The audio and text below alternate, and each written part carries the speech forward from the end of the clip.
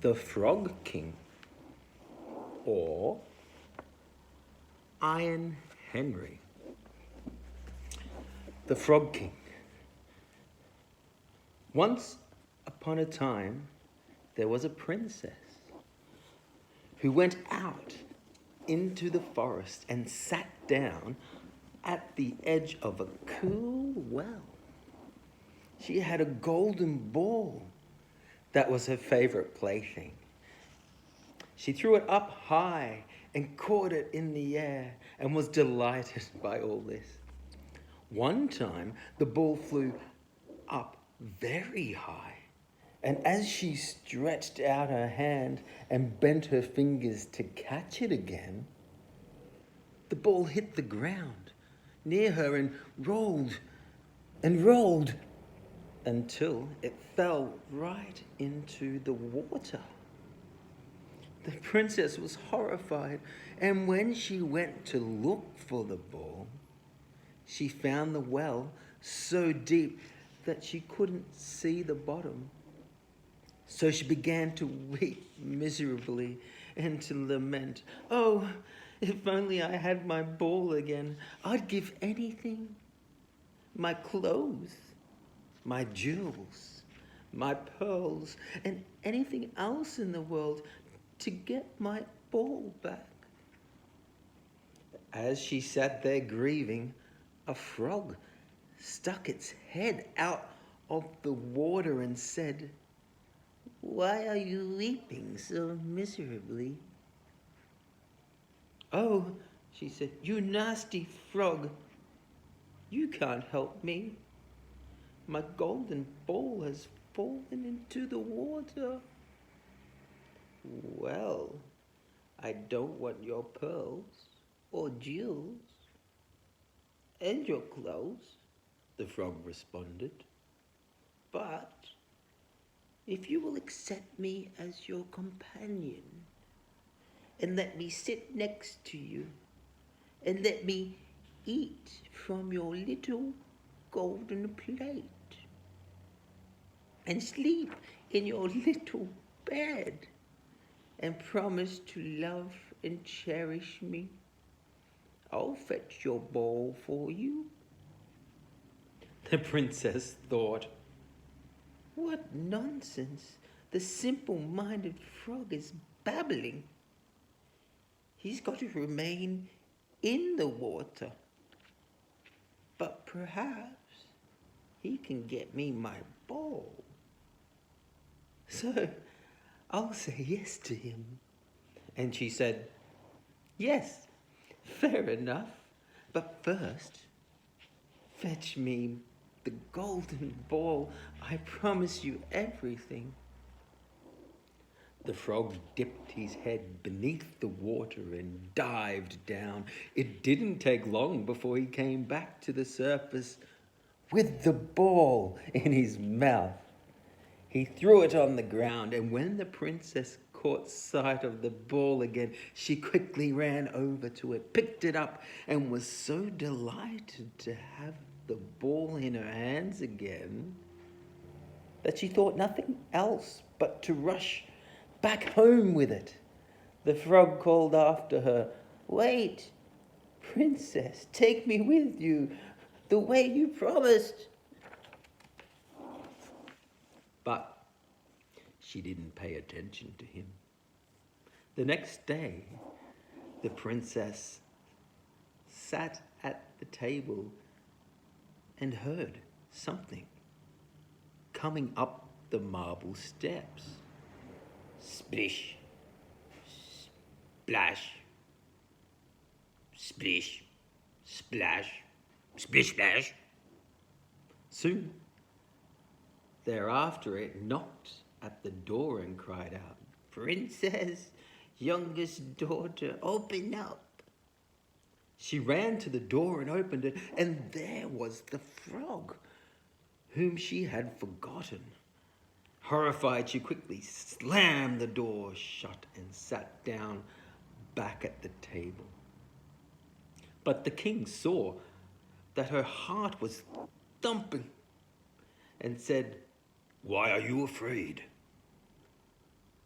"There's a nasty frog outside," she replied. "He retrieved my golden ball from the water, and I promised him that he could be my companion. But I never believed at all he could get out of the water. Now he's standing outside in front of the door and wants to come inside." As she said this, there was a knock at the door, and the frog cried out, "Princess, youngest daughter, open up. Don't you remember what you said? Down by the well's cool water? Princess, youngest daughter, open up." The king said, "You must keep your promise, no matter what you said. Go and open the door for the frog." She obeyed, and the frog hopped inside and followed her at her heels until they came to her chair. And when she sat down again, he cried out, "Lift me up to the chair beside you." The princess didn't want to do this, but the king ordered her to. When the frog was up at the table, he said, "Now push your little golden plate nearer to me so we can eat together." The princess had to do this as well, and after he had eaten until he was full, he said, "Now I am tired and want to sleep. Bring me upstairs to your little room. Get your little bed ready so that we can lie down in it." The princess became terrified when she heard this, for she was afraid of the cold frog. She didn't dare touch him, and now he was to lie in her bed next to her. She began to weep and didn't want to comply with these wishes at all. But the king became angry and ordered her to do what she had promised. If she didn't, she'd be held in disgrace. Nothing helped.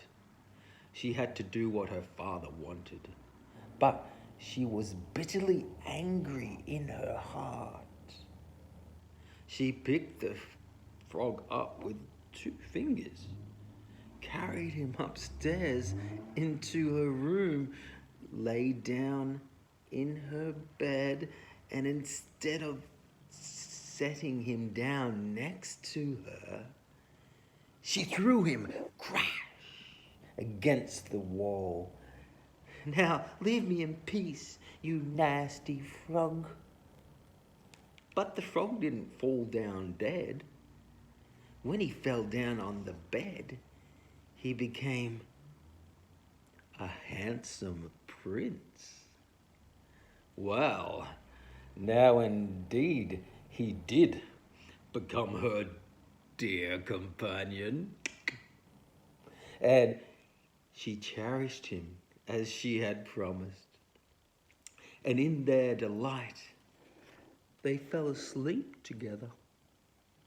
The next morning, a splendid coach arrived, drawn by 8 horses with feathers glistening, gold harnesses.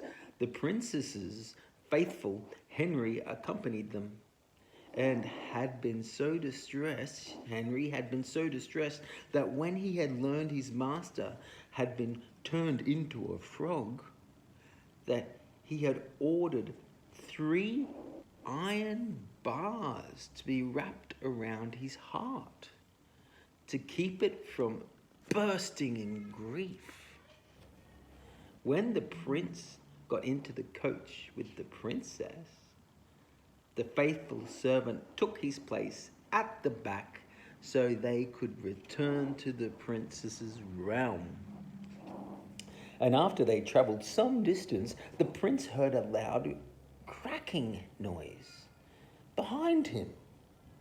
So he turned around and cried out, "Henry, the coach is breaking."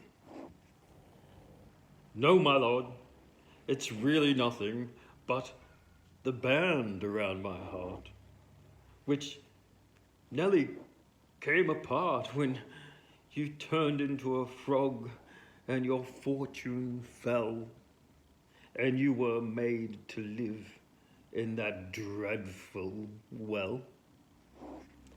2 more times the prince heard the cracking noise and thought the coach was breaking.